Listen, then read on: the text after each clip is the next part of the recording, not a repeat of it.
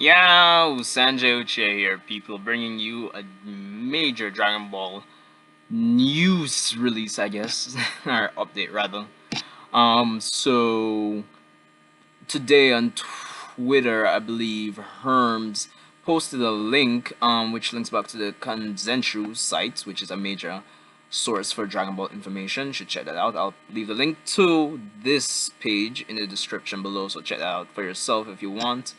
But essentially, Herms pointed us to the fact that Consenshu, and by extension, um, this month's issue of V Jump magazine actually gave us the names of all gods of destruction and their respective universes. So that's some major news.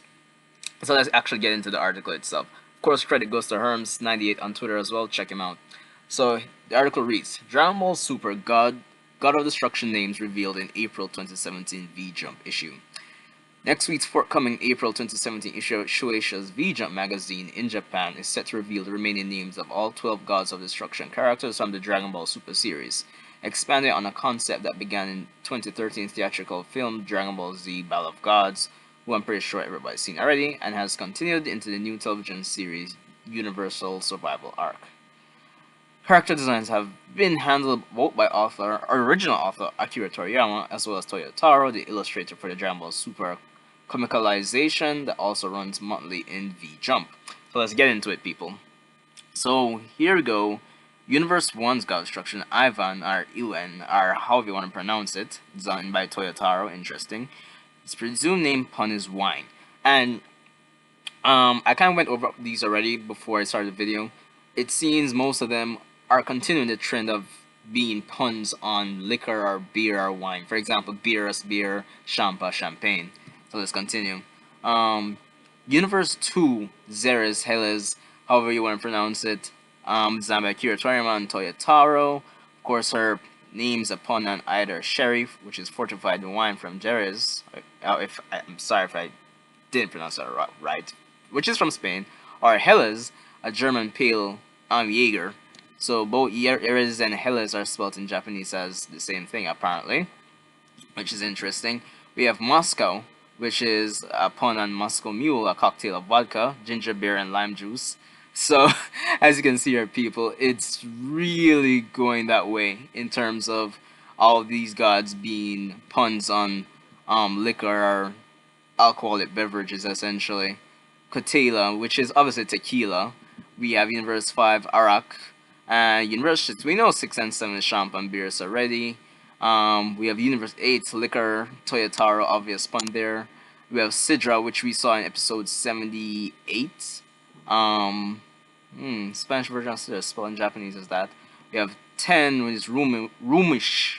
Rumushi. Eh. And we have Universe 11, Vermouth. And finally, we have the Universe 12, which is Jin, Jin, Jin. We'll hear the pronunciations as we go along in the episodes during the weeks to come. And man, I must say, it's really refreshing to get this batch of new characters, honestly. Even seeing them in episode 78 was a real treat, even though we didn't really get to hear them talk or see characters interacting with them per se. In terms of the designs, it's really, I don't have a problem with them. I mean, in terms of my favorite designs, I must say I do like Hella's. I do like, let's see, Liquor is kind of cool, kind of like Fox. I like Jin, or Jean, well, it's gonna probably be Jin. I don't mind the clown, it's cool. It's cool.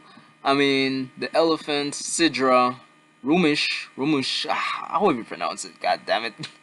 Yeah, so Universe 10, Universe 9, Universe 5, they're okay.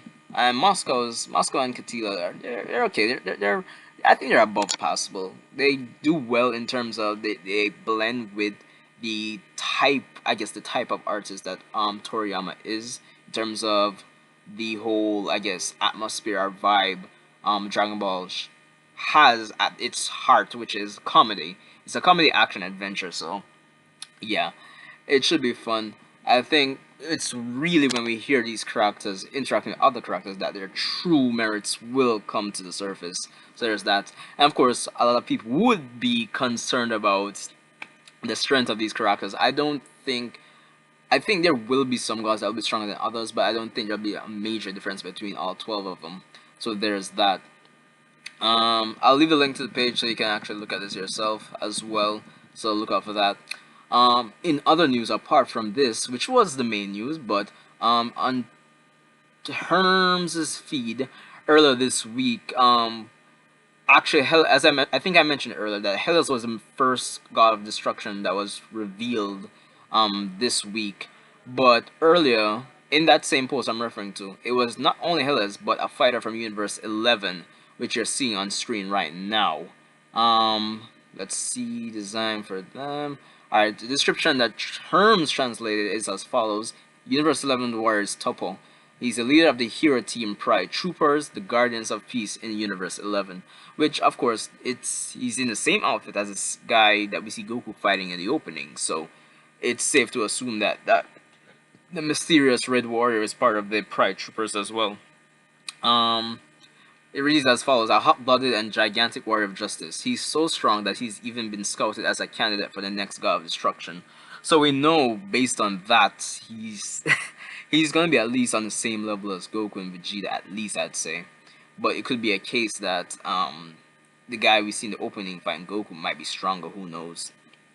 And it's probably a big secret. And it's kind of, I'm gonna go on to speculate it's either Toppo or the mysterious Red Warrior, the one we saw in the hoodie, the cape, along with the Universe 11's God of Destruction and Kai. So there's that. And of course, they read a description for Hela's God of Destruction Universe 2. She's extraordinarily beauty conscious and doesn't do well with anything ugly. Interesting.